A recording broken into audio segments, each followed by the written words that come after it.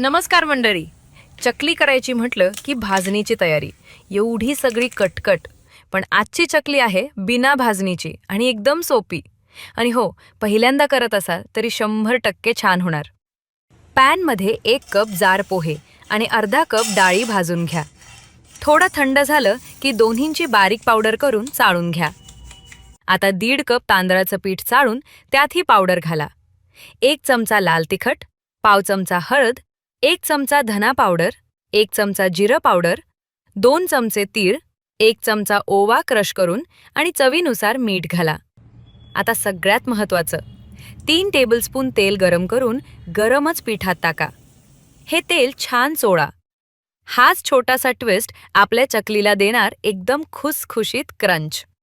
आता कोमट पाणी घालून घट्ट पीठ भिजवून त्याला 5 ते 10 मिनिटं मुरू द्या. सोऱ्याला थोडं तेल लावून पीठ पुन्हा मळा आणि चकल्या पाडा. कढईत तेल गरम झालं की चकल्या मीडियम फ्लेमवर तळा. सुरुवातीचे बुडबुडे कमी झाले की समजा चकली म्हणते, माझं काम झालंय, आता मला बाहेर काढा. चकल्या एकदम खुसखुशीत आणि मस्त तयार. भाजणीची झंझट नाही, कटकट नाही आणि चकली मात्र एकदम भारी.